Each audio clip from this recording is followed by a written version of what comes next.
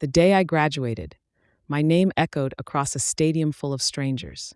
Rows of caps shimmered like waves in the May sun, families cheering, phones flashing, names overlapping in applause.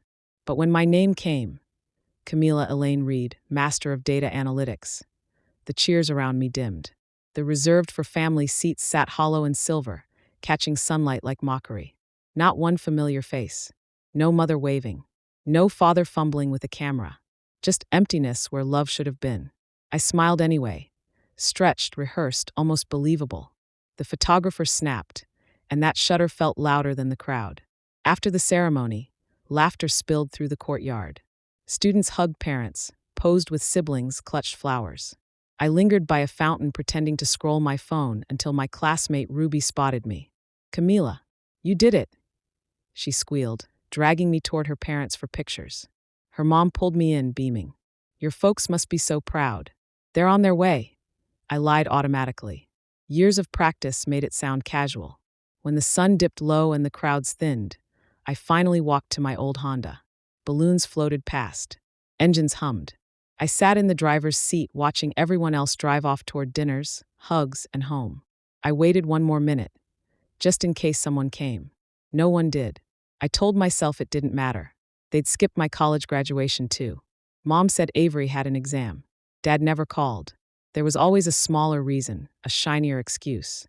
I'd been raised to earn affection, not receive it. Every good grade, every double shift, every deposit into their account. It all meant "we love you," in our family's language. When I was 16, I woke before dawn to make lattes for strangers while Mom texted, "Thanks, honey. Avery needs piano lessons." Later it became, "Field trip next week, just a little extra." I sent the money and called it love. Getting into grad school was supposed to change that. I thought a degree would buy their pride, prove I wasn't just the backup plan. But some debts can't be paid with diplomas. 3 days after graduation, the gown still hung by the door when her text came. "Need $200 for your sister's sweet 16. No congratulations. No, how was it?" Just a command dressed as a message. I stared at the screen until it dimmed. Something inside me, small, brittle, exhausted, finally cracked. I opened my banking app, typed $1, wrote "congrats," and hit send.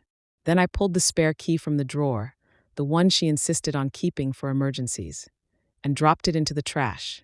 That night, I called a locksmith. The man worked quietly, tools clinking like wind chimes. When he left, I stood by the new lock, breathing in the scent of metal and oil.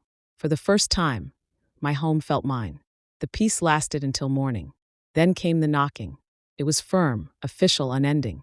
Through the peephole, 2 uniforms. Denver police. "Miss Reed," one said, "we received a call from your mother. She's concerned. Said you've been acting erratically, changed your locks, stopped responding, and might hurt yourself." For a second, I just stared at them. Then I laughed, quiet and disbelieving.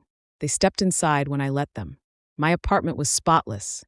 Coffee mug, laptop open to job applications, diploma framed on the wall. "Do I look unstable to you?" I asked. The officer smiled faintly. "Not even close. We'll note this as no concern." Before leaving, he paused. Sometimes when people start setting boundaries, others mistake it for a breakdown. After they left, I stood against the door shaking. Not from fear, from fury. She hadn't respected a single boundary. She'd weaponized it. For 2 days, silence hung like smoke. Then, while sipping coffee and filling job forms, I checked my bank alerts. 2 new credit inquiries. Capital One. Discover. My chest tightened. I hadn't applied for anything. I opened my credit report and froze. 2 active cards. My name, my social security number, my parents' address. Balances climbing fast. Charges from Cherry Creek Events, Denver DJ Agency, Glam Studio. All dated after that text about Avery's party. It wasn't a coincidence. It was a setup. When I called the bank, a woman's voice turned cautious. "This account was opened in person at our Littleton branch," she said. Co-applicant Linda M. Reed. My mother. For a long moment, I couldn't move. The fridge hummed. The clock ticked. My world stopped. "Ma'am," the banker continued, "we'll open a fraud investigation. Expect documents within 24 hours. I thanked her, hung up, then opened my phone's recorder. Colorado law allowed one-party consent. This time, She wouldn't twist my words. She picked up on the third ring, her tone sharp. So you're alive. I found 2 credit cards under my name, I said evenly. Both list your address. Want to explain that? Oh, that. She laughed like it was nothing. I was helping you build credit, sweetie. You'll thank me when your score jumps. You forged my signature. Stop dramatizing. It's family money. What's yours is ours. No, I said softly. What's mine is mine. And what's yours is under investigation. Silence. A sharp inhale. You wouldn't dare. I already did. I saved the recording and labeled it Boundaries. May 17th, 2025. The next day, I texted them to meet at a diner halfway between their house and my piece. They showed up 15 minutes late. Mom in a floral dress like she was attending a performance, Dad quiet behind her, Avery glued to her phone. You really dragged us out here for dinner? Mom scoffed. We're not eating, I said. We're talking. When the waitress left, I slid a brown folder across the table. 2 cards, both opened under my name, used for Avery's Sweet 16. Mom didn't blink. Honey, I did it for you. Building your credit. By forging my signature? Don't make this dramatic. You've always been ungrateful. Who paid for your education? I laughed. I did. Every shift, every loan, every dollar you took while telling me Avery needed new shoes. Avery rolled her eyes. Here we go again. I turned to her. That silver dress you wore last week. You danced in it on a card that wasn't yours. Her phone lowered slightly. Mom said you agreed. Enough, Mom snapped. I didn't steal from you. I borrowed for family. You used my identity, I said quietly. You called the police to make me look unstable. That ends today. Dad's voice wavered. Let's just fix this privately, sweetheart. No, I said, pushing the folder toward them. The bank already knows. They have your signature and phone number. There's an active fraud case. The color drained from her face. You reported me? I reported the truth. Her eyes flashed. You'll regret this. You're tearing this family apart. No, I said, standing. You did that the moment you decided my name was worth more than my love. I left the cash for coffee on the table and walked out into the rain. That night, Cherry Creek glittered with lights for Avery's Sweet 16. I wasn't invited, but I didn't need to be. Around 8:45 p.m., my phone rang. Miss Reed, a voice said, professional and calm. This is Lauren Stein from Capital One. Our fraud team is verifying transactions tonight at Cherry Creek events.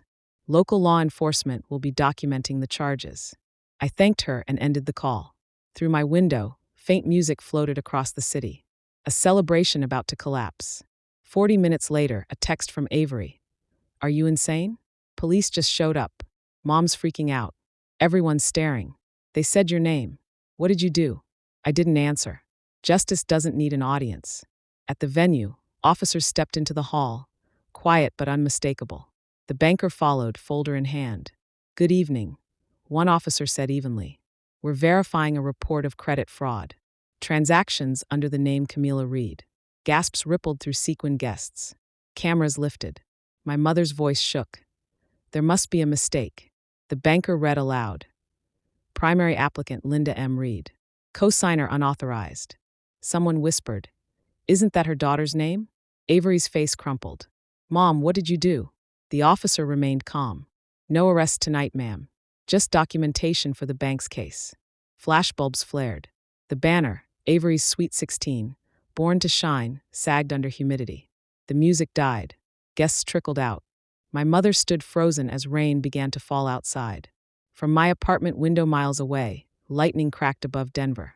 I didn't smile. I didn't celebrate. I simply breathed. For once, silence wasn't emptiness. It was justice. 3 days later, an email arrived. Fraud investigation resolved. Primary applicant Linda M. Reed acknowledges unauthorized use and agrees to repay $8,412 in full. No apology.